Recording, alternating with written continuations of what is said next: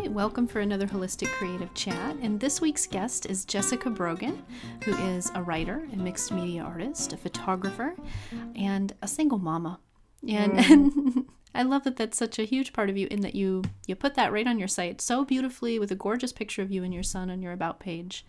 And it's such an important piece to include in all this work we do as artists and creatives.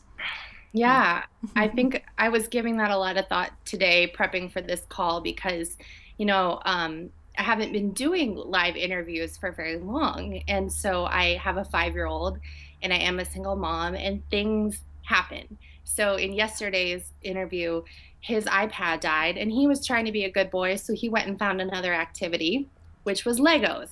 But he has a big bin of Legos. And he was going through them, and it was so loud, and I got so flustered and embarrassed that here I am doing this interview, and he's been trained to occupy himself, and he wasn't even, it's spring break. I scheduled all my interviews over spring break because he was supposed to be gone. And his dad fell through, and so he's home, so we're home all day. And I was thinking about this morning, that maybe I should be talking more about and writing more about being a single mom and living a creative life and making mistakes, but also, giving myself the grace that, it's okay that he, had a little moment in the video, and, I had to say, hey, no more Legos, and then get back on track.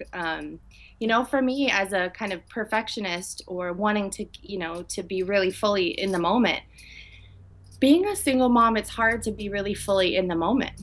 And that's something that I'm starting to learn. I know a lot about, and I could share more about that it isn't so difficult parenting him alone. It's difficult finding time to be present.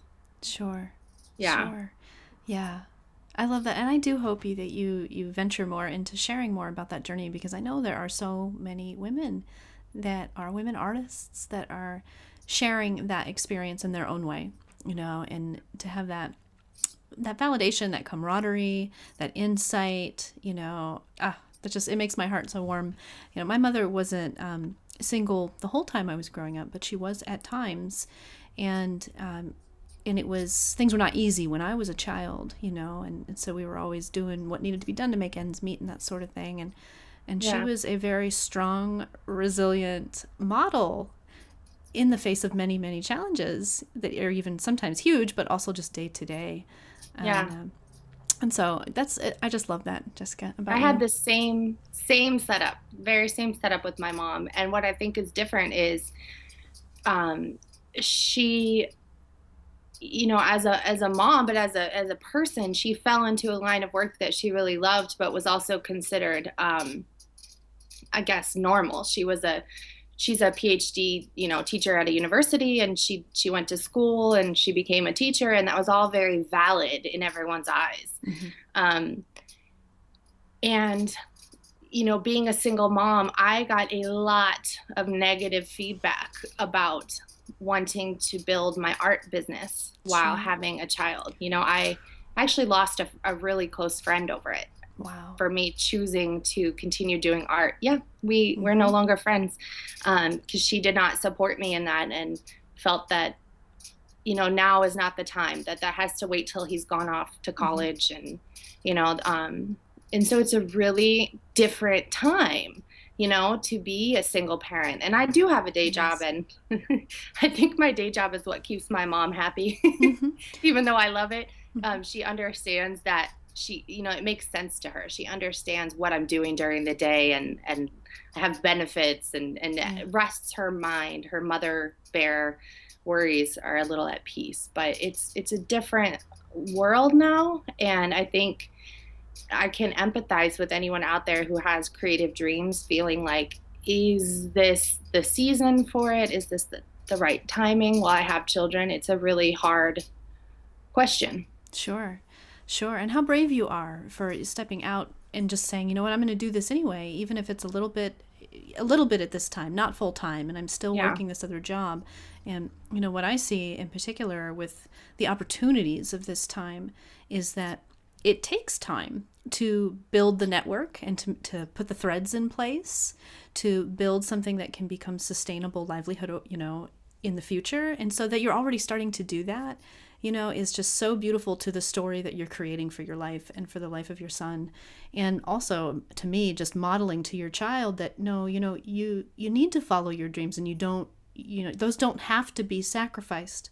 That even if it's just a little bit every day, we can weave those into the way we live day to day. So, Yeah, yeah. when my son came home from pre-kindergarten class with his first Mother's Day project, it was a questionnaire that they had him fill out at school, and it was really cute. It said, how much does my mom weigh? I don't know. How tall is she? I don't know. What does mommy like to say? And it said, Liam, stop. But under occupation, it said, what does your mommy do for work? And he wrote, my mommy's an artist. And that was such a amazing feeling, because, I think now he would say I'm a teacher and a painter, and, that's something he'll grow up thinking is normal. And, absolutely. And that's pretty cool, That's way cool. Yeah. Yeah. I love that. Yeah. So tell us a little bit about what your creative practice looks like right now. So I tend to create when, it's cliche, but when the muse strikes, I'll get this energy building up for making something. And it's pretty specific. It's usually pretty specific, be it, painting or like, for example, over January, February, I had just all this energy building up. And so I have a 2-bedroom, relatively, nice apartment, but it's not a house. And so I had canvases strewn all over, and I painted for, a month, and then I'm done with painting. I don't want to look at another painting. I want them to go to new homes. I'm tempted to throw away all my paint. I get in these spurts. And now that I've gotten all that out of me, I think my creative practice is actually very sporadic. It's when I feel the energy to do something manual. If it's sometimes, we all like to have little specific projects. So I like to make altered books that have a theme. It gives me some structure, and whether or not I'm submitting them to a magazine, I just really like to work within the boundaries of a theme. But my creative practice is actually having to fit into my lifestyle a little bit. So part of the reason that, I'm kind of done with painting right now, and I'm working on a blog post about this, is my lifestyle, my setup is not very conducive to painting. I had to put it all over my living room and into the kitchen and worry about my son stepping on something or knocking paint over. And while that's fun and really makes you live the the artist vibe when it's everywhere you look, it really was stressful. Sure. It was stressful. And so I thought, I don't have to just paint. I can do something different. And so right now I'm really called to do something small, work in small scale, and that's a challenge, because I've kind of gone from when I started painting, I had a really big house and I had my own studio in it, and I had big canvases, and now I've gone down and down smaller canvases, and now, I think I'm going to work on tiny little mini books. And, but it's okay that for me, I don't feel like that's giving up. I feel like I recognized that painting was actually stressing me out, painting on canvases, just the mess. Like, I made a stain on my carpet and it's not my carpet, that sort of thing. So my creative practice looks like that. You would definitely know I'm an artist when you walk in my house, because I have my studio is my living room. So my son and I, we don't own a television. So we have a couch and we have a table for Legos and we have a table for where I do my art. Right. And we just hang out. And you bring up some really important parts that I find to like learning about what our own rhythms are as an artist. So I love how you say, like, you'll work big and now you're wanting to work really small, or this other thing too that you spoke of, which is immersing for a while into a Yeah. project, into a container that you've created for yourself for your own study. Do you find that when you do pick a subject matter or a container in that way, do you find that you work in series typically? Like you'll do a lot of one thing, or does that just kind of vary? Actually, working in a series is probably something that I have a hard time doing, and Mm-hmm. it's always come difficultly to me. Um, this last round of paintings, though many of them were animal guides, they weren't all. Mm-hmm. And I tend to work more in similar style or similar fashion, but I've always struggled working in a series, and it's something that I've wanted to do more of. Mm-hmm.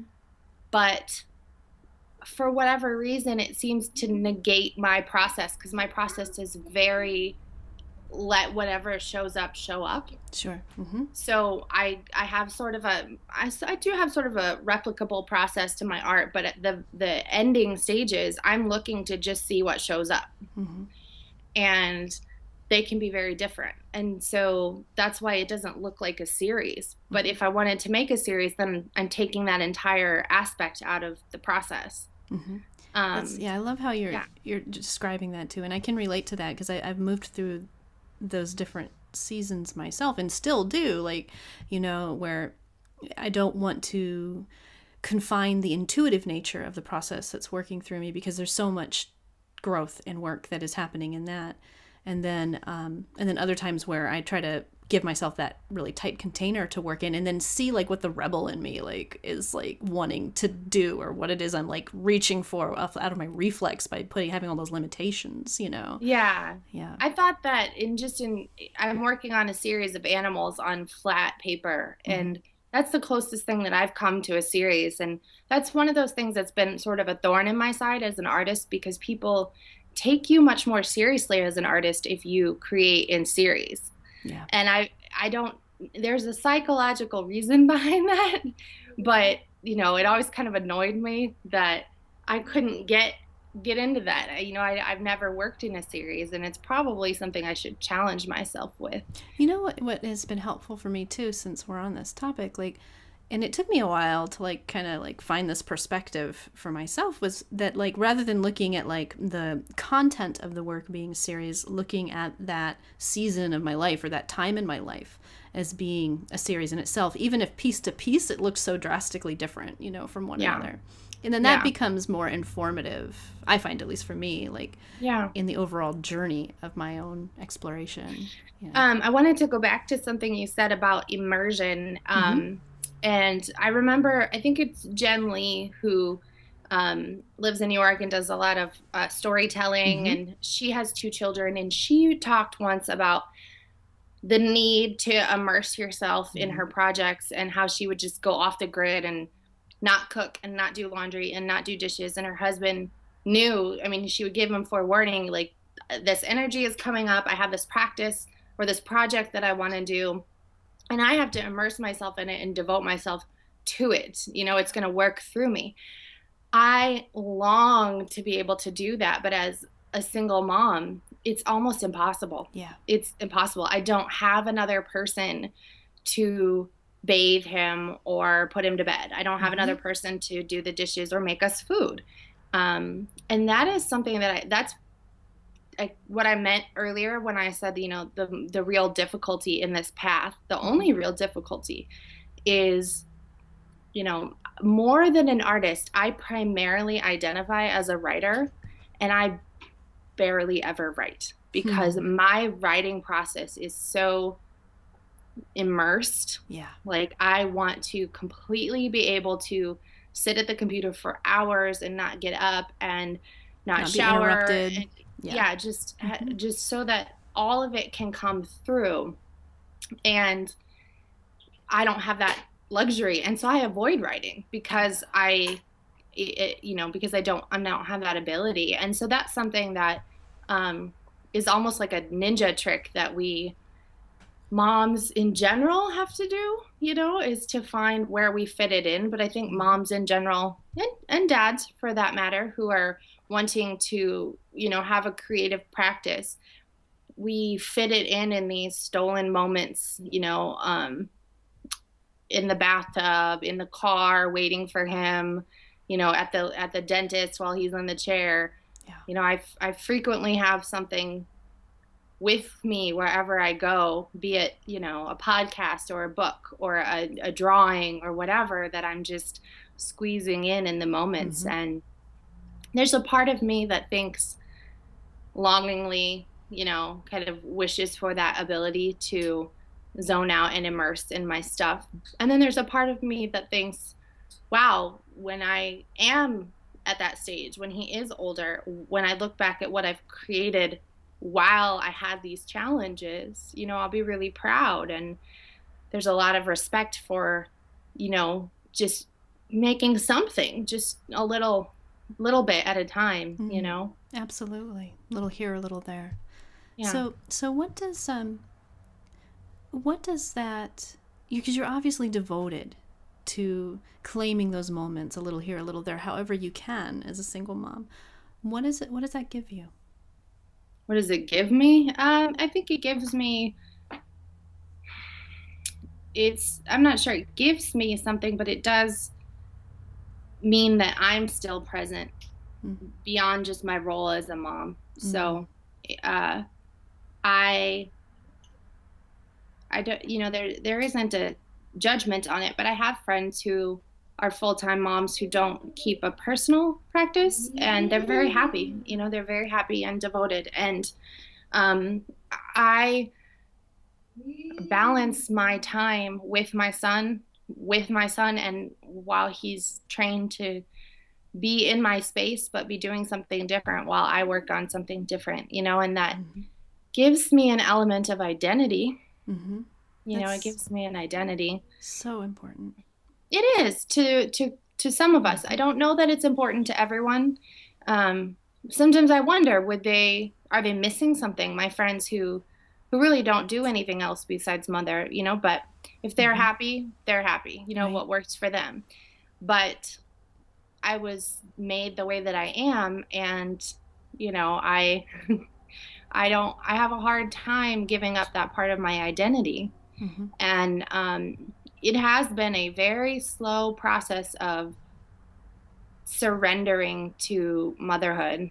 I have him 100% full time, and even still, there are parts of me that come bucking and kicking to the job because, because as an artist, artists are just single-mindedly selfish sometimes in a process way, Mm-hmm. in a, I don't want to make you a bath, Very like, free spirits. Yeah. yeah, the free spirit aspect. Mm-hmm. So it's been interesting, but I've really taught myself to remember that this is not forever, Mm-hmm. that this is a passing, and this is a gift. I mean, my son is the best thing in my life, and I love him dearly, and I think it's important to be able to say, my son and I have a beautiful relationship, and we're closer than most people are with their kids by default, that we spend so much time together. I work in his school. We're together all the time, Yeah. So we have that bond, but I also can say fully that, I don't take to mothering as easily as some, because I have that free spirit aspect. And so it's a little dance that I do internally, and find a balance where I don't feel guilty, where I allow myself the time and permission to do things for myself. And he's still my first priority, but I'm my first priority too, if that Yeah. makes sense. And that's important. That's a very wise thing, because you cannot, I've worked with caregivers myself for years as a nurse, and families and all kinds of dynamics with all sorts of different issues in that. And you Yeah. cannot give care. You cannot tend and mother and these things that we do as caregivers if you're not doing that first and foremost for yourself in some way. You've got to be filling the well. Yeah. So it's beautiful that you are able to recognize what does that for you, and that you find that with your creative practice. Mhm. So I have the question that I ask everybody, and What's that? it's, how do you define healing today? Hmm. Oh, that's a good question.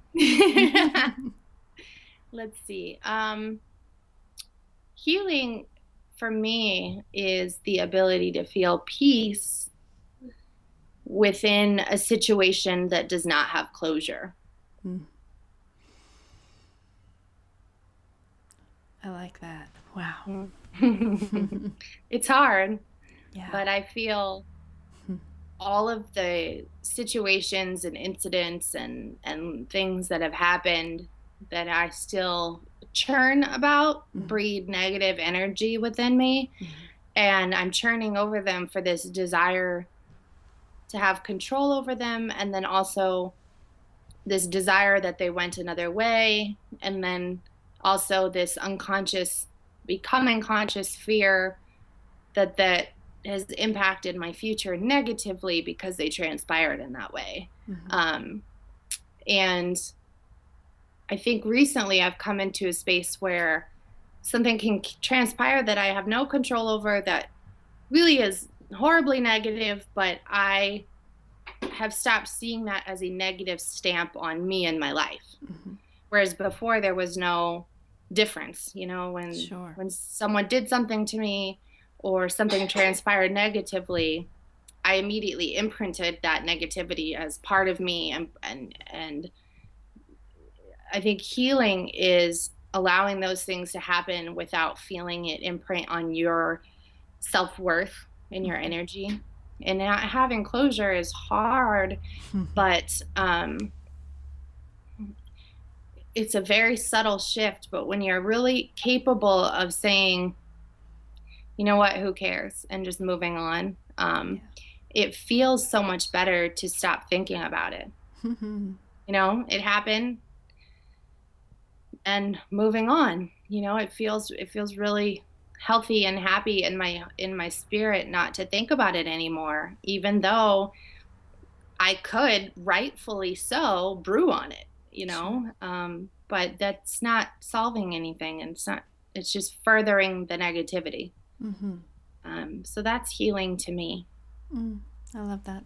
Finding peace, regardless of the closure or not. That's Yeah. great.